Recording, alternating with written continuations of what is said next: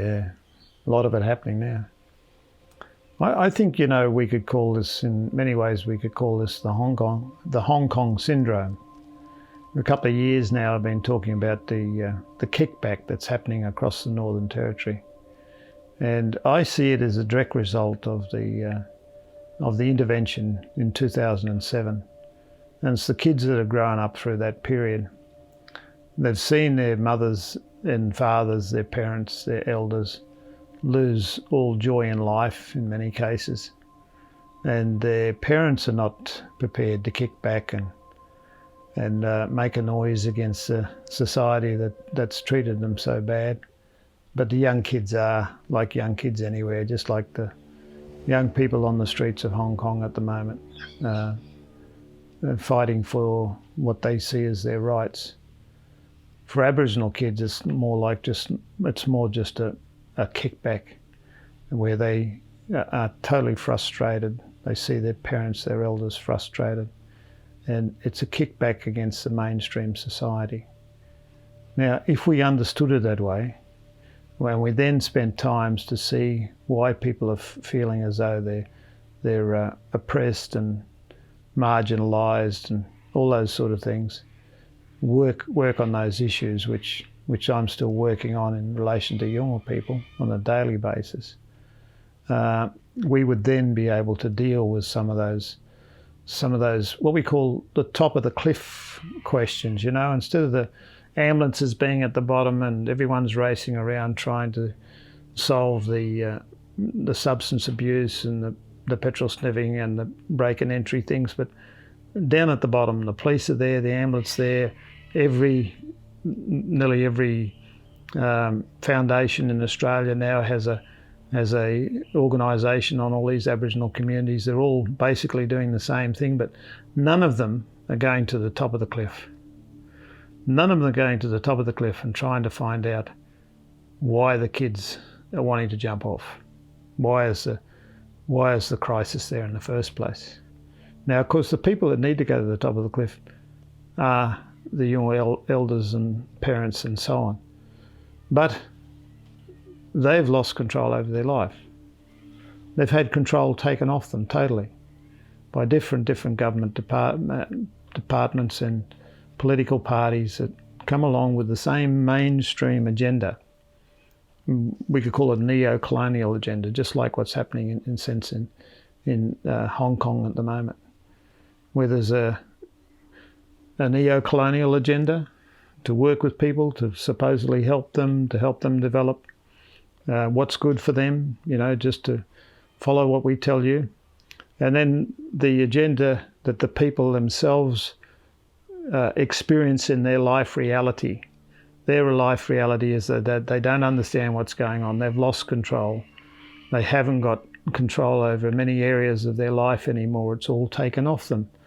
We've got super shires now that took away the small local government councils, which used to have a lot of communication going on in there and education, sort of informal education about the issues of the day. That doesn't happen anymore. We don't have good media services for Indigenous people in their own language. I'm not talking about in English and just spinning discs, but media services that give people access to real information. People find it hard to use even the internet to get good information from because of the factor of English language. And so we have young people now just kicking back. They get to the age where they realise they're born on the wrong side. They're born black, on the black side. They're born on the marginalised side.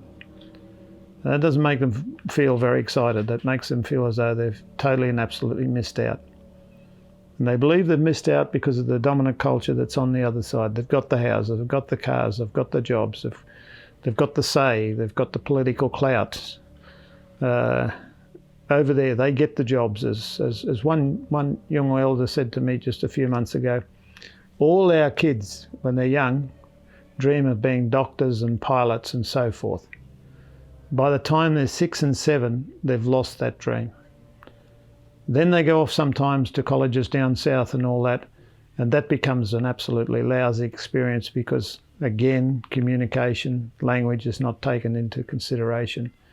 And they come back to community broken. By the time they come back to community broken, they are broken kids. They've got no more dream. They see white people go on to be pilots, doctors, whatever. They realise then they're born on the wrong side. And that makes them angry, extremely angry.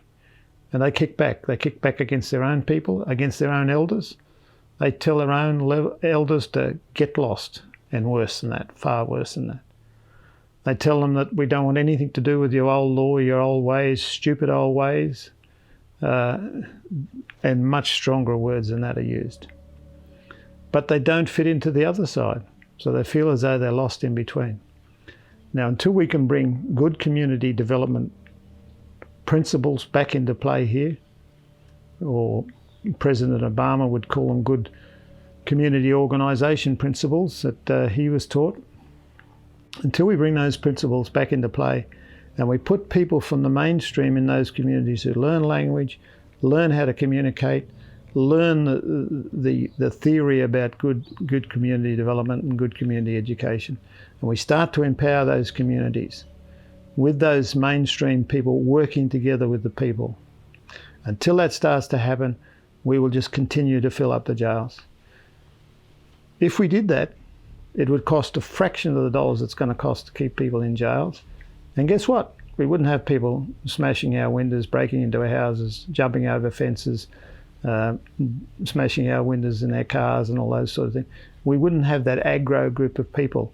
We need to deal with that aggro group of people, not by putting them in jail, but going to the top of the cliff and finding out why it is that they want to jump from there and create damage to themselves and damage to the society all around them. Young people will continue to do this, generation and after generation, until there's good intervention to stop it.